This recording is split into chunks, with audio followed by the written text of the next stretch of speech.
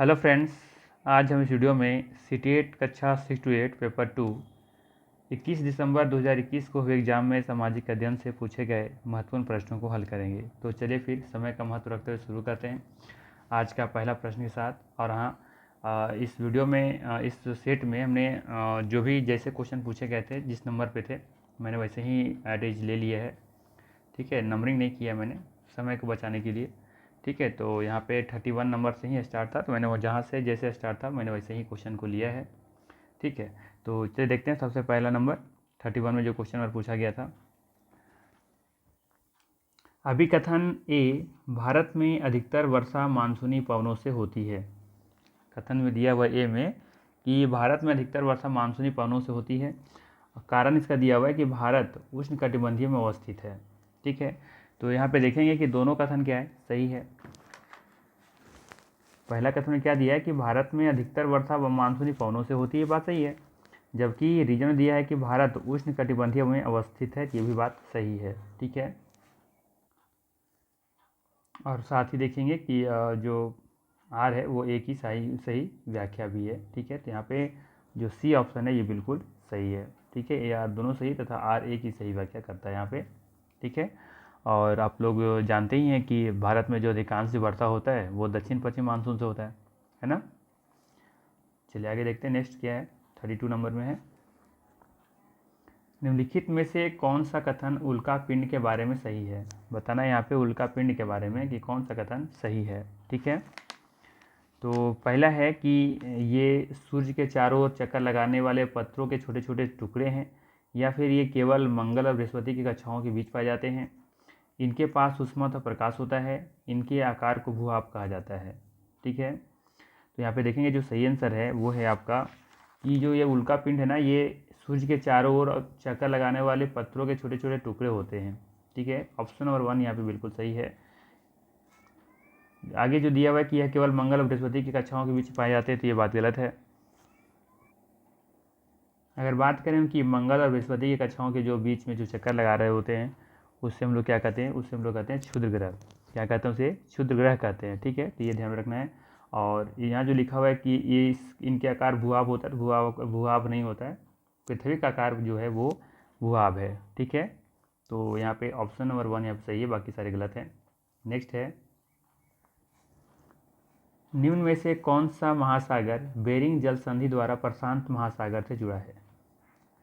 हिंद महासागर, अटलांटिक महासागर, आर्कटिक महासागर या फिर दक्षिणी महासागर। ठीक है, तो यहाँ पे देखेंगे कि बेरिंग जल संधि जो है वो आर्कटिक महासागर और प्रशांत महासागर से जुड़ता है।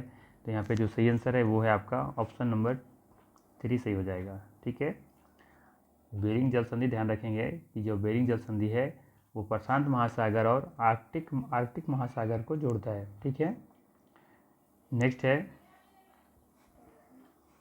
नीचे दिए गए लक्षणों के आधार पर वनस्पति की पहचान करें। ये वनस्पति खारे पानी में जीवित रह सकती हैं। ये अंडमान और निकोबार के द्वीप समूह में पाए जाते हैं। सुंदरी इस प्रकार के वनस्पति के महत्वपूर्ण प्रजाति है। अब यहाँ जो 3 स्टेटमेंट दिए हुए हैं इस आधार पर बताना है कि ये किस तरह का वनस्पति है। उष्णकटिबंधीय वर्षा वन, या फिर उष्णकटिबंधीय पतझड़ वन, या फिर मैंग्रोव वन, या मैंग्रोव होना चाहिए। ठीक है, और या फिर शंकुधारी वन। तो यहाँ पे देखेंगे जो सही आंसर है वो है आपका यहाँ पे मैंग्रोव वन। ठीक है, मैंग्रोव वन होगा यहाँ पे 3 ऑप्शन जो है वो बिल्कुल सही है। ठीक है, नेक्स्ट है,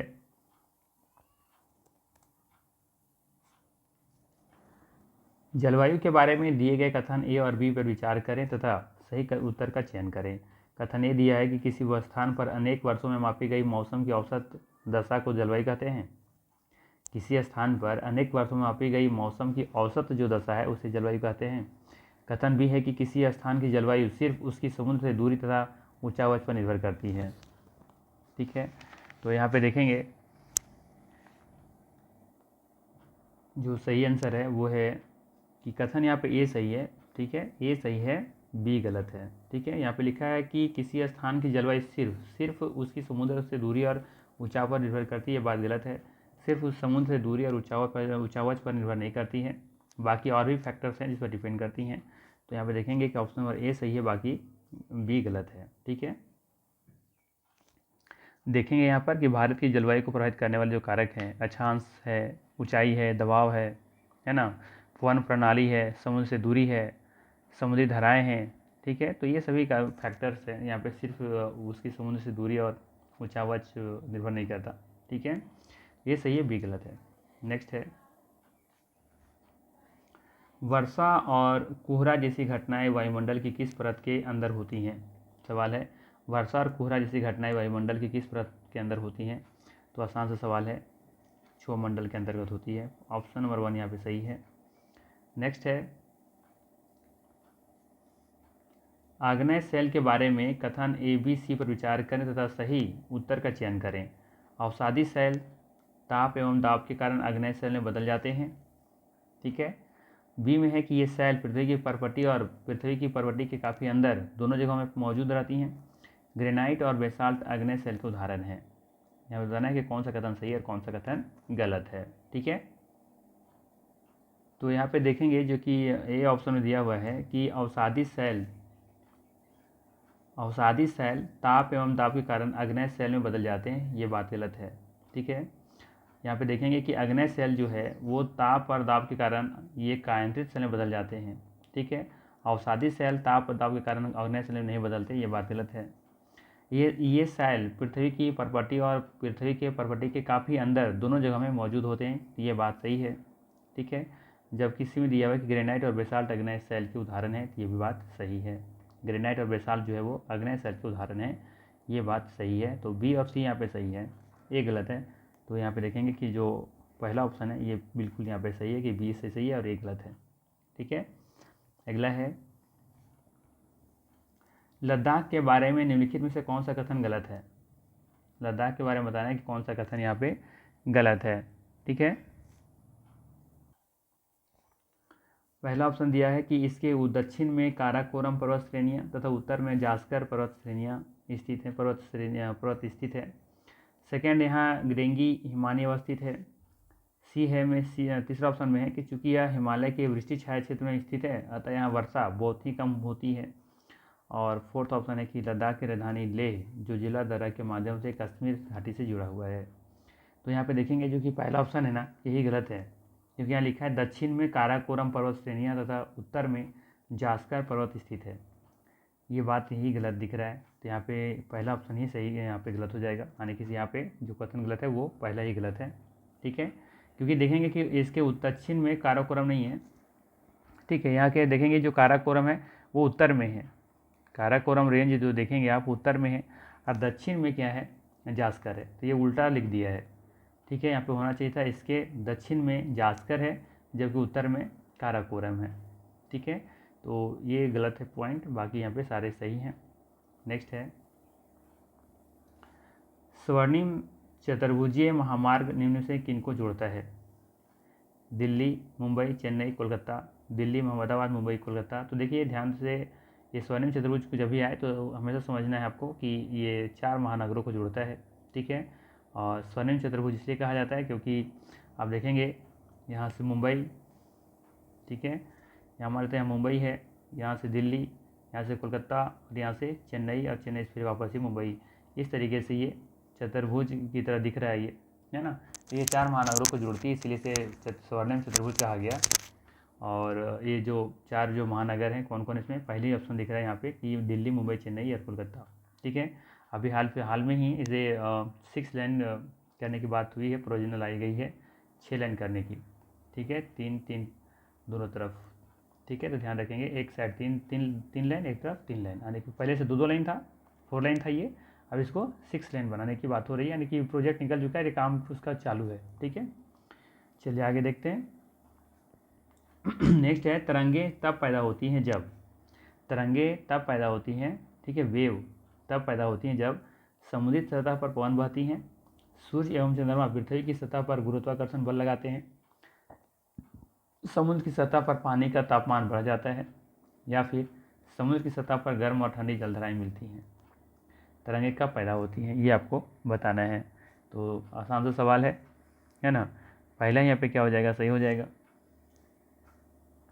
कि समुद्री सतह पर जब पवन बहती हैं तो वेव पैदा होती है ना, लहरें कुछ इस तरीके से चलती है जब हवाएं चलती हैं तो। बाकी सूर्य और चंद्रमा पृथ्वी की सतह पर गुरुत्वाकर्षण बल लगाते हैं तो तरंगे तब नहीं, तब ये ज्वार भाटा उड़ती हैं वहाँ पर, है ना, पानी ऊपर नीचे उठता है। ठीक है, नेक्स्ट है धात्विक खनिजों के बारे में निम्नलिखित कथन पर विचार करना है, कुछ छूटा हुआ यहाँ पे। तो कथन ए है, ए और कथन बी पर विचार करें। अच्छा ये ठीक है, आगे यही है। धात्विक खनिजों के बारे में निम्नलिखित कथन ए और बी पर विचार करें, सही कथन का चयन करें। कथन ए में दिया है कि सभी धात्विक खनिज अलौह खनिज होते हैं, सभी धात्विक खनिज अलौह खनिज होते हैं। कथन बी है कि अभ्रक एक धात्विक खनिज का उदाहरण है। तो क्या लगता है आपको? यहाँ पे देखेंगे कि दोनों का दोनों ऑप्शन क्या है, सही कि गलत है? दोनों गलत है। वेरी गुड, दोनों गलत है, क्योंकि देखेंगे यहाँ लिखा है कि सभी धात्विक खनिज क्या है, अलौह खनिज होते हैं। सभी धात्विक खनिज, ऐसा तो नहीं कि सभी धात्विक खनिज अलौह ही होंगे, कुछ लौह खनिज भी हो सकते हैं। और बाकी बी में लिखा है कि यह अभ्रक एक धात्विक खनिज है, तो धात्विक नहीं है, ये अधात्विक खनिज है। ठीक है, विद्युत है ये कुचालक होता है, जबकि उष्मा का ये सुचालक होता है। ठीक है, ये धात्विक नहीं है, अधात्विक खनिज है। तो यहाँ पे देखेंगे कि दोनों ऑप्शन गलत हैं, ए और बी यहाँ पे दोनों गलत दिखेगा। ठीक है, नेक्स्ट है निम्नलिखित में से कौन सा कृषि आधारित उद्योग नहीं है? कृषि आधारित उद्योग नहीं है। वनस्पति तेल उद्योग, सूती वस्त्र उद्योग, मत्स्य तेल निर्माण उद्योग, चर्म उद्योग। तो बताना है इसमें से कि कौन सा कौन सा कृषि आधारित उद्योग नहीं है। ठीक है, तो ध्यान देना है आपको कि कृषि आधारित उद्योग किसको कहते हैं। तो किसी कृषि आधारित उद्योग में कच्चे माल के रूप में कृषि उत्पादों का उपयोग किया जाता है। तो यहाँ पे देखेंगे कि मत्स्य तेल निर्माण जो उद्योग जो है ये कृषि आधारित उद्योग नहीं है। बाकी वनस्पति तेल उद्योग, सूती वस्त्र उद्योग, चर्म उद्योग, ये सभी कृषि आधारित उद्योग है। बाकी मत्स्य जो तेल निर्माण उद्योग है ये नहीं है। ठीक है, चलिए आगे देखते हैं। निम्नलिखित में से कौन सा ऊर्जा परंपरागत स्रोत है? परंपरागत स्रोत के बारे में बात हो रहा है, तो हमने कहा था कि एक और इसमें ढूंढ लीजिए कौन सा दिख रहा है। तो परमाणु ऊर्जा, ज्वारीय ऊर्जा, जल विद्युत और बायोगैस, इसमें से कौन लग रहा है कि चारों से कौन एक अलग है? जो अलग होगा वही उसका आपका आंसर हो जाएगा। ठीक है, तो यहाँ पे देखेंगे कि ज्वारीय ऊर्जा कभी समाप्त ना होने वाला है, जल विद्युत भी कभी समाप्त नहीं होगा, बायोगैस भी कभी समाप्त नहीं होगा, लेकिन परमाणु ऊर्जा समय के साथ ये खत्म हो जाएगा। ठीक है, तो यहाँ पे ऑप्शन नंबर 1 ही सही हो जाएगा। ठीक है, परमाणु ऊर्जा। ठीक है, बाकी यहाँ पे 3 देखेंगे कि ये गैर परंपरागत स्रोत के उदाहरण हैं। ठीक है, परंपरागत स्रोत के उदाहरण में और बात करें हम तो जैसे पेट्रोलियम, प्राकृतिक गैस, कोयला, नाइट्रोजन, परमाणु ऊर्जा। ठीक है, जल विद्युत ऊर्जा के सभी तो पारंपरिक हो जाएंगे। फिर से सुन लीजिए इसको, जैसे कि पेट्रोलियम, प्राकृतिक गैस, कोयला, नाइट्रोजन, परमाणु ऊर्जा और जल विद्युत ऊर्जा कैसे पारंपरिक स्रोत हैं या परंपरागत स्रोत हैं। ठीक है, जबकि बात करें हम गैर परंपरागत स्रोत में तो इसमें आपका आएगा सौर ऊर्जा, जैव ऊर्जा, ज्वारीय ऊर्जा, पवन ऊर्जा। ठीक है, जल विद्युत, बायोगैस, ये सभी आएगा गैर परंपरागत में। ठीक है, चलिए आगे देखते हैं। पेट्रोलियम और प्राकृतिक गैस जो धरातल के बहुत नीचे पाए जाते हैं का निष्कर्षण जिस विधि से होता है वह है क्या है? विवरित खनन है, प्रवेदन है, आखनन है या फिर कुप्की खनन है। तो यहाँ पे देखेंगे जो सही आंसर है वो है आपका प्रवेदन हो जाएगा। ठीक है, ऑप्शन नंबर यहाँ पे 2 सही है। ठीक है, पेट्रोलियम और प्राकृतिक गैस एक्चुअली में ज़मीन के बहुत नीचे होते हैं। ठीक है, तो बहुत ज़मीन के बहुत नीचे जब निकाला जाता है उसे प्रवेदन कहते हैं। प्रवेदन विधि से उसको निष्कासन किया जाता है, निकाला जाता है। ठीक है, नेक्स्ट है हजारों साल पहले लोगों ने रेशम मार्ग सिल्क रूट की यात्रा किस माध्यम से की? पैदल, घोड़े की सवारी, ऊँट की सवारी, बैलगाड़ी। ठीक है, तो हजारों साल पहले लोगों ने रेशम मार्ग सिल्क रूट की यात्रा किस माध्यम से की थी आपको बताना है। तो यहाँ पे देखेंगे कि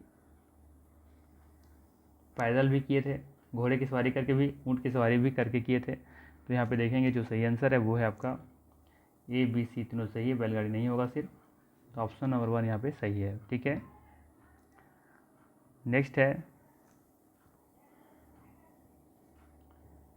उपनिवेशों में ब्रिटिश अधिकारियों द्वारा चित्र और तस्वीरें बनवाई गई ताकि उपनिवेशों में ब्रिटिश अधिकारियों द्वारा चित्र और तस्वीरें बनवाई गई ताकि वे उपनिवेश और वहाँ रहने वाले लोगों को समझ सके, वे उन उपनिवेशों में अपने बिताए जीवन को याद कर सके।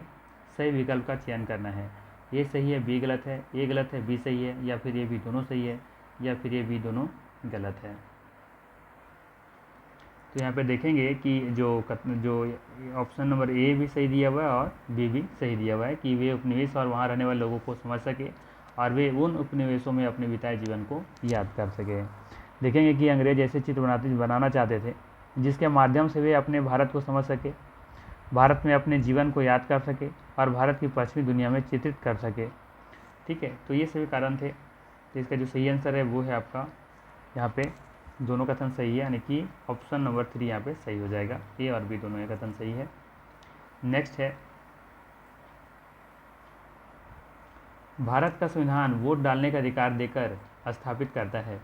संविधान, भारत का जो संविधान है वो वोट डालने का अधिकार देकर स्थापित करता है। सामाजिक लोकतंत्र या राजनीतिक लोकतंत्र, या फिर ऑप्शन यहाँ पे बताना आपको, ए सही है, बी सही है, दोनों सही है, दोनों गलत है। ठीक है, तो यहाँ पे देखेंगे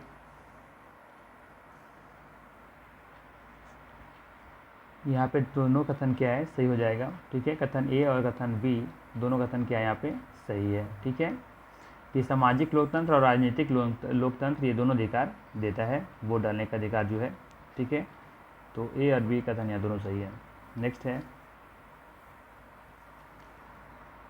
कालक्रम के अनुसार 13वीं से 15वीं शताब्दी के बीच दिल्ली के शासकों का सही उत्तराधिकारी क्रम चुनना है आपको। 13वीं से लेकर के 15वीं शताब्दी के बीच दिल्ली के शासकों का सही उत्तराधिकारी क्रम चुनना है।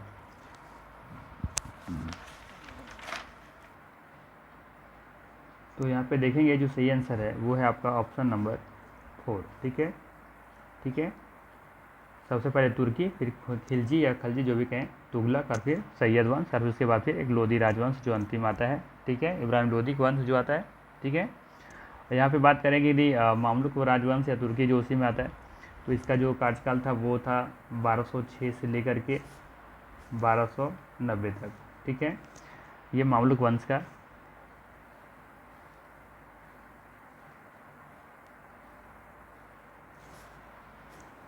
ये क्लास 7 का हिस्ट्री बुक पढ़ेंगे आप तो वहाँ आपको देखने को मिलेगा।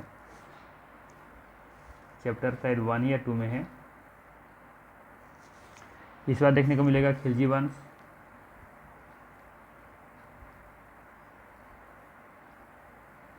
खिलजी वंश का शासन रहता है 1290 से लेकर के 1320 तक। ठीक है, इसके बाद फिर तुगलक वंश,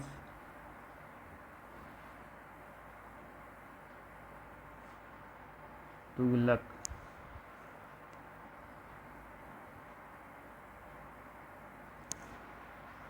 चौदह 1320 से लेकर के 1451 तक। ठीक है, और इसके बाद फिर आएंगे तुगलक के बाद सैयद वंश, ये सैयद वंश,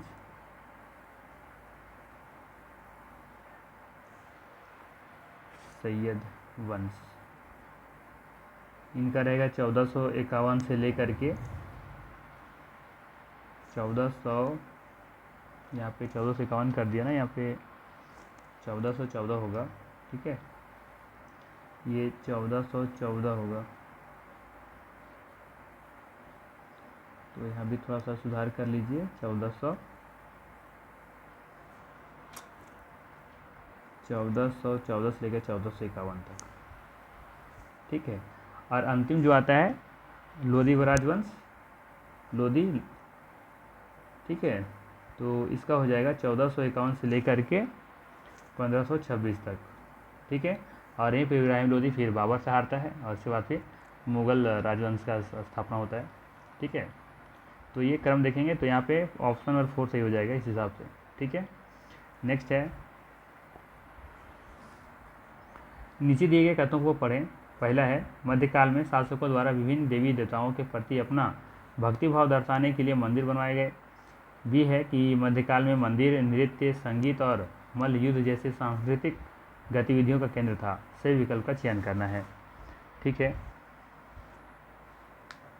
तो यहाँ पे देखेंगे कि जो पहला ऑप्शन है ना, मध्यकाल में शासकों द्वारा विभिन्न देवी देवताओं के प्रति अपना भक्तिभाव दर्शाने के लिए मंदिर बनवाए, ये बात सही है। जबकि बी में दिया है कि मध्यकाल में मंदिर नृत्य, संगीत और मल्लयुद्ध जैसे सांस्कृतिक गतिविधियों का केंद्र था। तो ये भी बात सही है, तो यानी कि यहाँ पे दोनों कथन सही दिख रहा है। तो यहाँ पे हो जाएगा ए और बी दोनों सही हो जाएगा, ऑप्शन नंबर 3 यहाँ पे सही है। नेक्स्ट है, अतीत में बनी प्रयोग में लाई गई वस्तुओं का अध्ययन करने वाला व्यक्ति कहलाता है। क्या कहलाता है? ठीक है, तो यहाँ पे देखेंगे क्या कहलाता है, वो पुरातत्वविद कहलाता है। क्या कहलाता है? पुरातत्वविद कहलाता है। ऑप्शन नंबर 4 यहाँ पे सही हो जाएगा। नेक्स्ट है, महाजनपदों में मिलने वाले वलय कूप उपयोग होता था। महाजनपदों में मिलने वाले वलय कूप उपयोग होता था कपड़ा धोने में, सिंचाई में, कूड़ेदान के रूप में, नाली के रूप में। सही विकल्प का चयन करना है। ठीक है, तो यहाँ पे देखेंगे कि जो वलय कूप होता था, इसका प्रयोग आपका इधर कूड़ेदान के रूप में होता था। ठीक है, और साथ में नाली के रूप में भी होता था। ठीक है, वलय कूप का। तो यहाँ पे देखेंगे सी और डी सिर्फ सही है, तो यहाँ पे ऑप्शन नंबर 3 सही हो जाएगा यहाँ पे। ठीक है, सी और डी यहाँ पे सही है। नेक्स्ट है, ये क्वेश्चन को मैंने कई बार करा रखा है। गर्भगृह क्या है? तो ये क्या है? ये है आपका ये वाला, ये कमरा जहाँ मंदिर के देवी या देवता की मूर्ति रखी जाती नहीं, ये वाला होगा। मंदिर के मुख्य केंद्र में रखा एक छोटा सा महत्वपूर्ण बक्सा है। अच्छा, बक्सा दे दिया है ना, बक्सा दिया तो फिर ये नहीं होगा। फिर है मंदिरों के अंदर एक सभागार जहाँ लोग इकट्ठा होते थे, तो ये तो इकट्ठा वाला बात नहीं है इसमें। मंदिर के शीर्ष पर बनी एक संरचना, तो ये भी नहीं होगा। तो इसका मतलब है कि ऑप्शन नंबर यहाँ पे 4 के साथ जाना होगा हमें। ठीक है, एक कमरा जहाँ पर मंदिर के देवी देवताओं की मूर्ति रखी जाती है। यहाँ पे सिर्फ प्रमुख मूर्ति होना चाहिए था, तो सही एक्यूरेट आंसर हो जाता। प्रमुख मूर्ति रखी जाती है, बट यहाँ पे सिर्फ लिखा है मूर्ति रखी जाती है, बट फिर भी यही होगा ऑप्शन के हिसाब से। ठीक है, 4th ऑप्शन यहाँ सही है। नेक्स्ट है, निम्नलिखित में से किन शब्दों का 1949 में संविधान की प्रस्तावना में भारत को संबोधित करने के लिए उपयोग किया गया था? लोकतांत्रिक, समाजवादी, गणतंत्र या संप्रभु। सही विकल्प का चयन करना है आपको। ठीक है, तो यहाँ पे देखेंगे कि 1976 में, जब 1976 के बारे में बात करें हम, जो 42 संविधान संशोधन हुआ था, तो 1976 में, तो वहाँ देखेंगे कि समाजवादी और धर्मनिरपेक्ष इन शब्दों को जोड़ा गया था। समाजवादी और धर्मनिरपेक्ष को जोड़ा गया था। तो ये तो 1976 की बात है, ये तो खैर होगा नहीं। ठीक है, तो समाजवादी बी जहाँ हटा दीजिए, यहाँ भी बी है, यहाँ भी बी है, ये दोनों तो हटा देंगे। बचा मेरे पास 1 और 3 ऑप्शन में। तो देखेंगे अब बाकी कि लोकतांत्रिक और संप्रभु ये दोनों को 1949 में जोड़ा गया था। ठीक है, ये मूल संविधान में ही था, तो लोकतांत्रिक और संप्रभु हो जाएगा यहाँ पे। तो आप यहाँ पे देखेंगे सिर्फ AC तो नहीं ले सकते। ठीक है, यहाँ पे ए और सी तो नहीं ले सकते, गणतंत्र भी है यहाँ पे। तो आप चाहें तो यहाँ पे ऑप्शन नंबर 1 के साथ जा सकते हैं, ACD के साथ। ठीक है, बट इसका आंसर आप मुझे बताइए कमेंट करके, इसका आंसर क्या होना चाहिए। ठीक है, बट मुझे लगता है कि इस ACD होना चाहिए। लोकतांत्रिक संप्रभु गणराज्य बनाने के लिए कुछ ऐसा था ना। ठीक है, तो बताइए इसका आंसर क्या होगा। नेक्स्ट है, एक जनपद पंचायतें भारत के किस स्तर पर काम करती हैं? गांव, ब्लॉक, जिला या राज्य। ठीक है, तो यहाँ पे देखेंगे कि जो एक जनपद है, पंचायतें हैं, भारत के किस स्तर पर काम करती हैं? तो ये ब्लॉक स्तर पर काम करती हैं। ठीक है, यहाँ पे 2 ऑप्शन सही हो जाएगा। नेक्स्ट है, भारत में काउंसिल ऑफ स्टेट को के नाम से जाना जाता है? संसद, लोकसभा, राज्यसभा या विधानसभा। तो भारत का काउंसिल ऑफ स्टेट के नाम से किसको जाना जाता है? ये राज्यसभा। ठीक है, और राज्यसभा जानते हैं एक अस्थायी निकाय है जिसका विघटन कभी नहीं होता। ठीक है, तो यहाँ पे जो सही आंसर है वो है आपका 3 ऑप्शन सही हो जाएगा। नेक्स्ट है, भारत में प्रथम आम चुनाव कब हुआ था? 1947-48, 1950 से 1951, 1951 से 1952 या फिर 1952 से 1953। तो देखेंगे यहाँ पे जो चुनाव हुआ था भारत में, हुआ था 1951 से लेकर के 1952 में के बीच हुआ था। प्रथम आम चुनाव जो हुआ था वो 1951 से 52 के बीच हुआ था। तो यहाँ पे जो सही आंसर है वो है 3 ऑप्शन सही हो जाएगा। और आपको पता ही होगा कि इस चुनाव में भारतीय राष्ट्रीय कांग्रेस ने प्रचंड जीत हासिल की थी और पंडित जवाहरलाल नेहरू देश के पहले प्रधानमंत्री बने थे। ठीक है, नेक्स्ट है, भारतीय न्याय व्यवस्था के परिप्रेक्ष्य में निम्नलिखित में से कौन सा वाक्य गलत है। भारतीय न्याय व्यवस्था के परिप्रेक्ष्य में निम्नलिखित में से कौन सा वाक्य गलत है। तो यहाँ पे जो गलत है वो ये है कि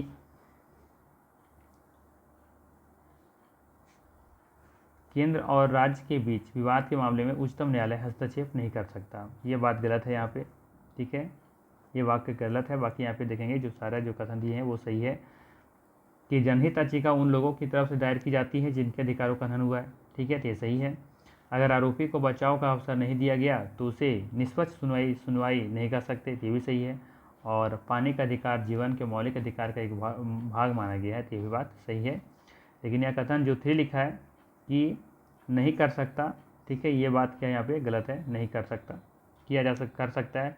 एक उच्चतम न्यायालय केंद्र सरकार और राज्य के बीच जो विवाद है उस मामले को हस्तक्षेप उच्चतम न्यायालय कर सकता है। ठीक है, नेक्स्ट है 63 नंबर क्वेश्चन, भारत में 2006 में लागू हुए किस कानून ने औरतों के हिंसा मुक्त घर के अधिकार को स्वीकार किया।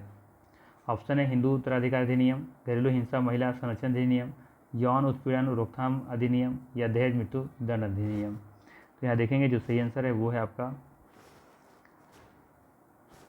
घरेलू हिंसा महिला संरक्षण अधिनियम। ठीक है, यहाँ पे ऑप्शन नंबर 2 यहाँ पे सही हो जाएगा। ठीक है, भारत में 2006 में लागू हुए किस कानून ने औरतों को हिंसा मुक्त घर के अधिकार को स्वीकार किया था, तो ये था घरेलू हिंसा महिला संरक्षण अधिनियम। ठीक है, नेक्स्ट है, भारत में शोषण के विरुद्ध मौलिक अधिकारों के अंतर्गत वर्ष की आयु से कम, यहाँ पे 14 वर्ष होना चाहिए था। अच्छा, यहाँ पे होना नहीं चाहिए था एक्चुअली, यहाँ पे खाली स्थान है। ठीक है ना, अंतर्गत यहाँ पे खाली स्थान है। यहाँ पे ये खाली स्थान पूछा जा रहा है कि यहाँ पे क्या होगा कि वर्ष की आयु से कम बच्चों को किस फैक्ट्री खदान या किसी अन्य हानिकारक काम में रोजगार प्रतिबंधित है। ठीक है, ये सवाल थे, यहाँ पे खाली स्थान है। तो इसका सही आंसर क्या है, भारतीय संविधान का अनुच्छेद जो 24 है तो उसके अनुसार आप देखेंगे कि 14 वर्ष से कम आयु के किसी बच्चे को किसी कारखाने या खदान में काम करने के लिए किसी अन्य खतरनाक रोजगार में नहीं लगाया जा सकता है ना। तो यहाँ पे देखेंगे जो कितनी उम्र हो जाएगा, यहाँ पे 14 वर्ष से कम आयु के लोग बच्चे। ठीक है, तो यहाँ पे ऑप्शन नंबर 2 यहाँ पे सही है। नेक्स्ट है, ओम प्रकाश वाल्मीकि की आत्मकथा जिसमें सजातीय भेदभाव की कहानी बताते हैं का क्या नाम है। अछूत, तिरस्कार, जूठन या पिछड़ा। ठीक है, तो यहाँ पे देखेंगे जो सही आंसर है वो है जूठन। क्या हो जाएगा, जूठन। यहाँ पे 3 ऑप्शन सही है। ठीक है, नेक्स्ट है, निम्नलिखित में से कौन सा वाक्य सही है। सरकार राज्य का एक अंग होती है, सरकार और राज्य एक ही है और इन दोनों शब्दों का एक दूसरे के स्थान पर प्रयोग किया जा सकता है, मतदान के जरिए राज्य को बदला जा सकता है, कानून लागू करना सरकार की जिम्मेदारी नहीं होती है। कौन सा का वाक्य यहाँ पे सही है ये बताना है। तो यहाँ पे जो सही आंसर है वो है ये कि सरकार राज्य का एक अंग होता है। ठीक है, सरकार राज्य का एक अंग होती है, ये बात सही है। बाकी यहाँ पे लिखा है सरकार और राज्य एक ही है और इन दोनों शब्दों का एक दूसरे के स्थान पर प्रयोग किया जा सकता है, गलत है। मतदान के जरिए राज्य को बदला जा सकता है, गलत है। कानून लागू करना सरकार की जिम्मेदारी नहीं होती, ये भी गलत है। कानून लागू करना सरकार की जिम्मेदारी होती है। तो यहाँ पे देखेंगे जो सही आंसर है वो है ऑप्शन नंबर 1। नेक्स्ट है, भारत में संविधान का अंतिम व्याख्याता या इंटरप्रेटर कौन है। राष्ट्रपति, न्यायपालिका, कार्यपालिका या संसद। तो यहाँ पे देखेंगे सर्वोच्च न्यायालय संविधान का रक्षक या फिर अंतिम व्याख्याकार होता है। ठीक है, तो उस अकॉर्डिंग देखेंगे जो सही आंसर है वो होगा न्यायपालिका। ठीक है, क्या हो जाएगा, न्यायपालिका। ऑप्शन नंबर 2 यहाँ पे सही है। नेक्स्ट है, संघवाद का क्या अर्थ है। पूरे देश में एकात्मक प्रशासन, केंद्र सरकार के हाथ में सारे प्रशासनिक बल, देश में सरकार का एक से अधिक स्तर, देश में एक स्तरीय सरकार या प्रशासन। तो यहाँ पे देखेंगे कि संघ का तात्पर्य होता है देश में सरकार के एक से अधिक स्तरों का अस्तित्व होना, है ना। यह सरकार की प्रणाली है जिसमें सत्ता एवं केंद्रीय प्राधिकरण और देश के विभिन्न घटक इकाइयों के बीच का विभाजित होती है। तो यहाँ पे देखेंगे जो सही आंसर है वो है आपका ऑप्शन नंबर 3 सही हो जाएगा, देश में सरकार का एक से अधिक स्तर। ठीक है, नेक्स्ट है, निम्नलिखित में से कौन सा भारतीय धर्मनिरपेक्षता के सिद्धांत पर लागू होता है? निम्नलिखित में से कौन सा भारतीय धर्मनिरपेक्षता के सिद्धांत पर लागू होता है? तो यहाँ पे देखेंगे जो सही आंसर है वो है ये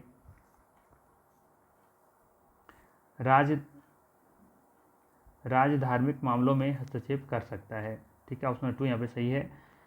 क्वेश्चन क्या था कि निम्नलिखित में से कौन सा भारतीय धर्मनिरपेक्षता के सिद्धांत पर लागू होता है? तो ऑप्शन नंबर 2 यहाँ पे सही है कि राज्य धार्मिक मामलों में हस्तक्षेप कर सकता है। लेकिन यहाँ थोड़ा सा ध्यान रखेंगे कि भारतीय धर्मनिरपेक्षता में हालांकि राज्य पूरी तरह से धर्म से अलग नहीं है, यह धर्म के साथ एक सैद्धांतिक दूरी बनाए रखता है। भारतीय राज्य व्यक्तियों के धार्मिक विश्वासों और प्रथाओं में हस्तक्षेप नहीं करता और इस प्रकार नागरिकों के धार्मिक मामलों से दूर ही रहता है। लेकिन जब कोई धर्म के नाम पर सामाजिक समरसता भंग करने की कोशिश करता है तो राज्य को हस्तक्षेप करने का अधिकार प्राप्त होता है, ये ध्यान रखना है। तो इसीलिए यहाँ पे देखेंगे इस हिसाब से कि ऑप्शन नंबर 2 यहाँ पे सही है कि राज्य धार्मिक मामलों में हस्तक्षेप कर सकता है। ठीक है, तो ये थे 69 नंबर तक क्वेश्चन में सामाजिक अध्ययन से पूछे गए थे। वीडियो कैसा लगा? अगर अच्छा लगा हो तो लाइक ज़रूर कर दीजिएगा, बाकी दोस्तों के साथ शेयर ज़रूर कीजिएगा। बाकी मिलते हैं हम लोग फिर नेक्स्ट वीडियो में। Thank you.